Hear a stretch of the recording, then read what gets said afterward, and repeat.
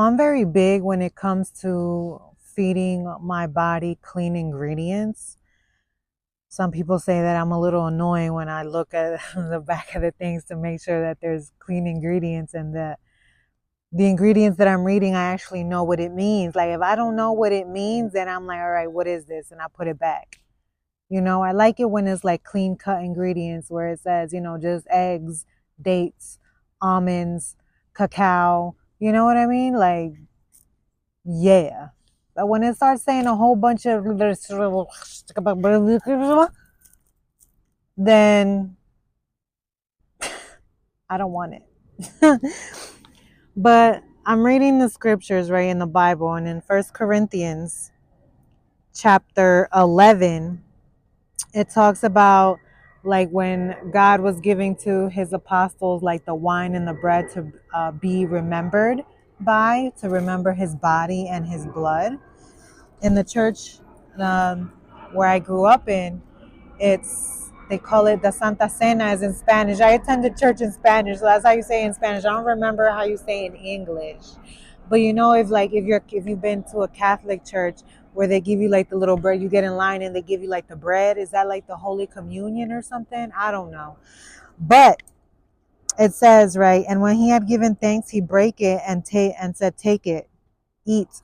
This is my body, which is broken for you, and do this in remembrance of me. After the same manner, he also took the cup when he had supped, saying, this cup is the New Testament of my blood. This do ye as often as you drink it, and in remembrance of me.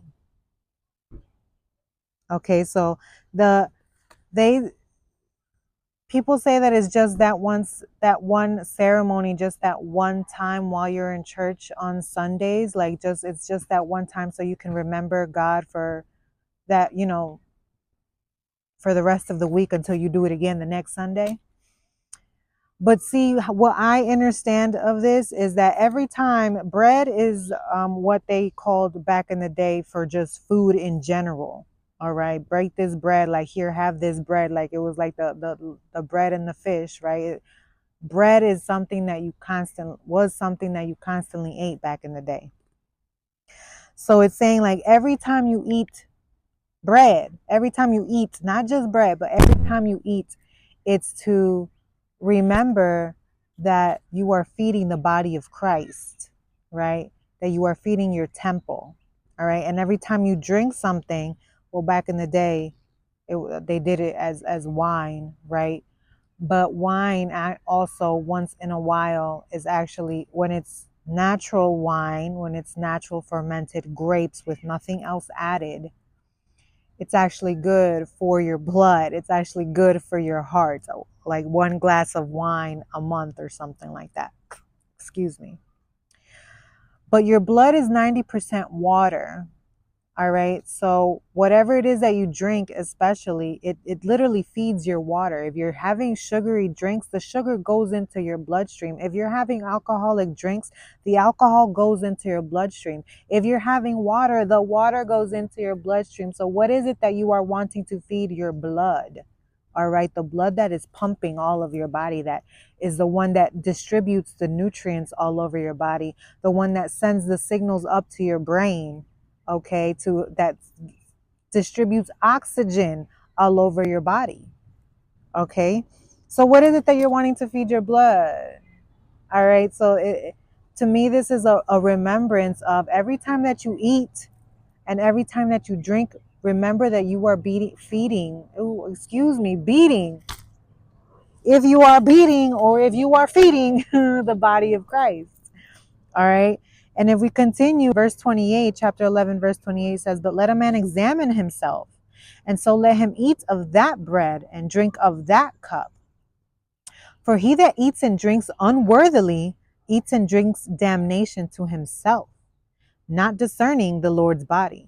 And for this cause many are weak and sickly among you, and many sleep. I mean, it really is clear as day. I mean, it is to me. So I'm going to just, I guess, a little translate it. But it's because of certain foods that are eaten, right? Because you are not in awareness of, or you don't believe that your body is worthy of being taken care of, that you are feeding it just whatever. Okay. And because this is so, diseases happen. And then people say, oh, God is punishing me. No, my sweetheart. This is a consequence to your own action. And this is the punishment so and so that God gives. But it's the God in you that is punishing you for the actions that you did. You see how it's all you? And it's in a way a lesson, if you take it and see it as a lesson, to learn to feed your body, to learn to feed your temple, things that will feed its life. Okay, nutrients that will sustain it, not things that will kill it. Because these temples that we have are literally our vehicles for this journey that we call life. All right, this is the temple, this is the body in which the spirit of where God resides. And for us to be able to hear the spirit, for us to be able to hear God, we need to have a clear and stable mind. But if our bodies are full of junk, if our digestive system is full of shit, literally, we cannot think correctly.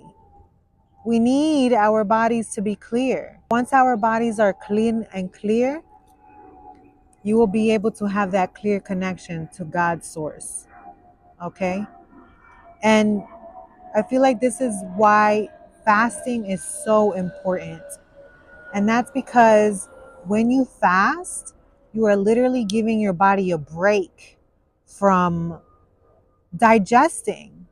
You're giving your digestive system a break from constantly digesting food, because you think that when you sleep and that you're not eating, your body is not working, but it really is. You're knocked out. Your consciousness is gone somewhere else. However, your body, your digestive system is still working, is still detoxing from that last meal you had in order to be prepared for the rising to continuously again digest even more food that you are going to give it again. So fasting at least one day, see, this church that I grew up in, they recommended fasting at least once a month, which I believe is a great idea to give your digestive system at least 24 hours of a break, right? And I started personally incorporating 3-day fasts. And 3-day fasts is because after 3 days, 24, 48, after 72 hours, after actually the 48-hour mark, the other 24 hours, your body goes into what is called autophagy. And autophagy is when your body literally eats itself.